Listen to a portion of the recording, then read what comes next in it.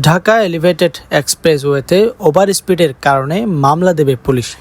আগামী 21 ফেব্রুয়ারি থেকে সিদ্ধান্ত কার্যকর করা হবে।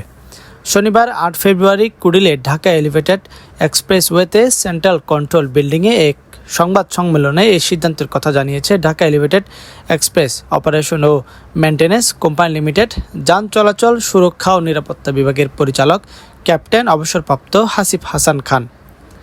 হাসিফ হাসান খান বলেন, 100 কিলোমিটারের বেশি গতিসীমা অতিক্রম করলে পুলিশকে মামলা দিতে বলবো। যেহেতু ভিডিও ক্যামেরাগুলো আমাদের কেন্দ্রীয় কমান্ড সেন্টারে এখনও সার্বক্ষণিক পুলিশ কর্মকর্তাদের উপস্থিত থাকা সম্ভব না, সেজন্য আমরা একটি কেবলের মাধ্যমে পুলিশ দফতরে সংযোগ দেব, যাতে তারা সেখানেই বসেই তদারকি করতে পারেন। নিরাপত্তা বিভাগের পরিচালক বলেন, মামলার তথ্যের উপর ভিত্তি করে একই গাড়ি 3 বারের বেশি গতিসীমা লঙ্ঘন করলে ভবিষ্যতে ওই গাড়ি এলিভেটেড এক্সপ্রেসওয়েতে চলাচল নিষিদ্ধ ঘোষণা করা হবে।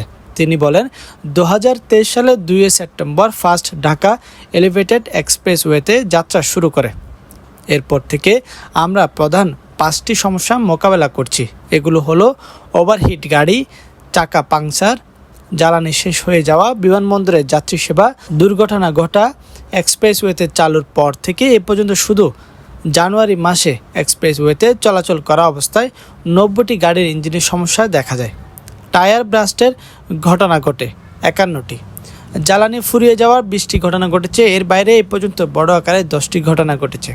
সংবাদ সম্মেলনে বেশ কিছু দুর্ঘটনা ও উদ্ধারের ভিডিও চিত্র প্রদর্শন করা হয়।